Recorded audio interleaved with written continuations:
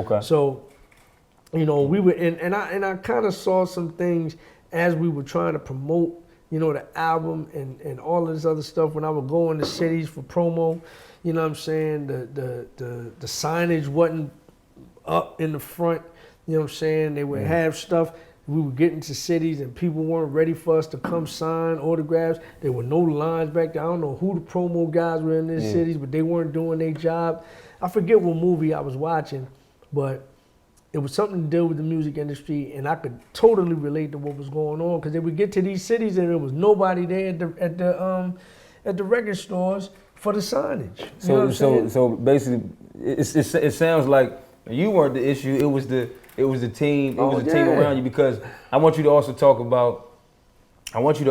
about something you mentioned earlier, just how they didn't set it up the right way. Like, for example, the fact that people knew more about the record than you, it was that was lopsided. That was opposite. Back in the day, even I don't know if they do it like this now. It's different now, but back in the day, what happened was smaller companies got it. The Def Jams of the world got it.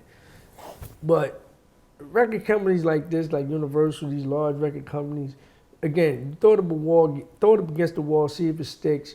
And then if it sticks, what they want to do is try to capitalize on it and see if we can sell albums off of the one single. Mm-hmm.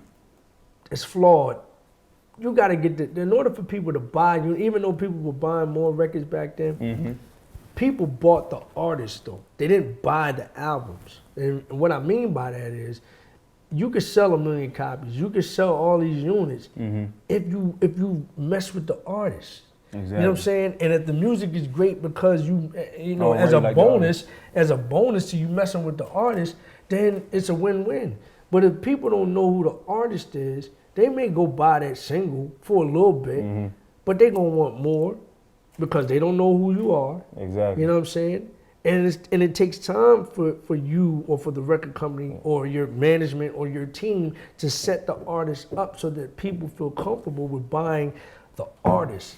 It's always the artist. It's never the records.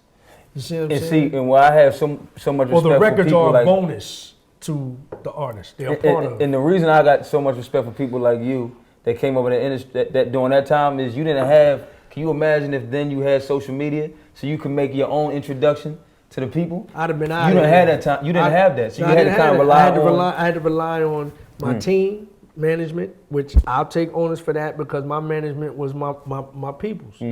We didn't know what the hell we was doing, and they'll tell you that too. Like, we were new to the game too. Yep. So I had to rely on them, but I also had to rely on this record label that didn't know what the hell they were doing either. So that's a bad mix. We don't know what we're doing. They don't know what they're doing. So I was doomed to fail. You know what I'm saying? Exactly. So, okay. Hindsight is a mother. Like, you figure it all out later. You know what I mean?